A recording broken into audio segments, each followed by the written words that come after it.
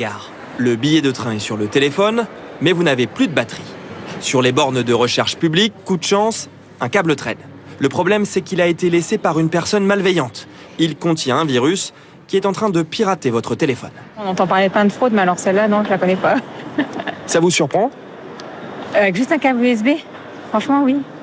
Je sais pas comment ils font. Comment un simple câble peut-il mettre en danger votre téléphone? La technique, Gaël, spécialiste en cybersécurité, la connaît bien. Il nous montre d'abord sur Internet les câbles en question, entre 30 et 200 € pièce. La plupart sont en rupture de stock, alors il en a reproduit un maison. Ce que l'on a dans le câble, c'est exactement la petite puce noire qui est ici, et puis la même ici. Il prend un téléphone et simule une attaque. Via un programme informatique, le câble se connecte à Internet et envoie les photos du téléphone vers l'ordinateur de Gaël. On est ici sur une machine qui peut faire 1 millier d'actions par seconde.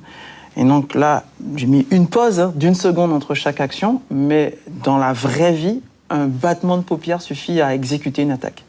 Une fois branché, le pirate peut espionner ce que vous tapez sur votre téléphone. Il peut ainsi récupérer vos mots de passe, vos messages. Il peut également s'envoyer vos photos ou vos contacts pour ensuite, par exemple, vous demander une rançon. Et même si vous le débranchez, le programme pirate continue d'agir. Alors comment se protéger? Ne pas utiliser de câble inconnu, bien sûr, mais parfois le virus se situe directement dans la prise. Surtout sur ce type de sortie USB que l'on trouve dans les trains ou dans les salles de réunion.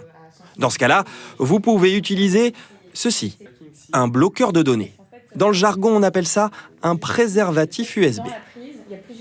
Qui permettent de faire passer que l'électricité et pas les datas, les données qui sont sur son téléphone. Donc il suffit de le brancher sur son câble et sur la prise.